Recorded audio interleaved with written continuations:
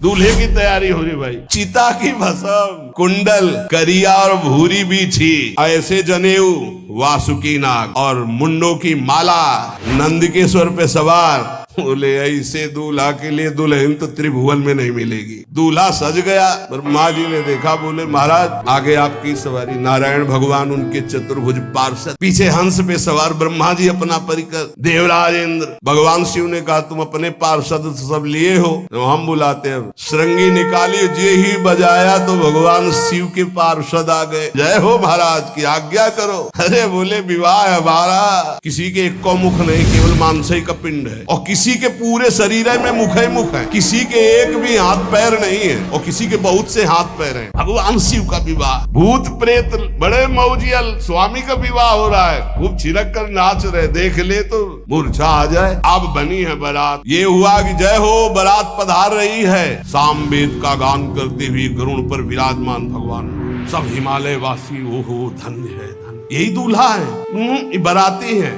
दूल्हा तो भी बहुत है सुंदर होंगे, सब देख के लुभायमान हो गए। नारायण परिकर सब। पीछे देखा हंस पर सवार भगवान ब्रह्मा जी, दूल्हा पीछे। गांव के नगर के लोग है ना, ये दूल्हा नहीं, सयाने लोग कहते हैं दूल्हा। दूल्हा तो ये तो ब्रह्मा जी है, देवराज इंद्र। ये दूल्हा नहीं नहीं नहीं, ये दूल्हा नहीं, ये दूल्हे की बाराती है। जब सब निकल गए तो बहुत हृदय में आनंद था कि अब दूल्हा के दर्शन होंगे। जो ही दूल्हा की पार्टी आई, जितने अगवाली कर ले आए थे, धोती संभाल के जान बचा के भागे।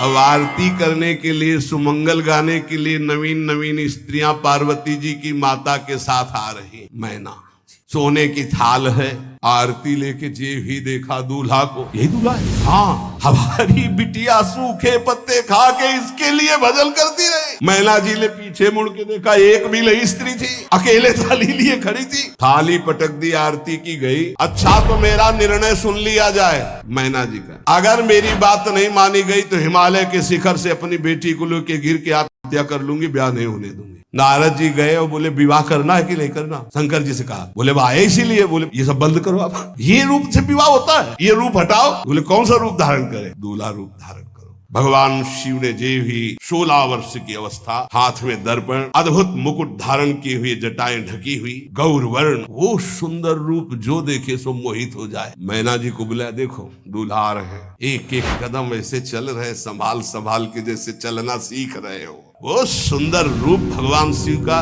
जो देखे सो मोहित। मैना ने कहा, अहो भाग्य, ऐसे दूल्हा। बोले वही हैं जो नंदी पे सवार थे।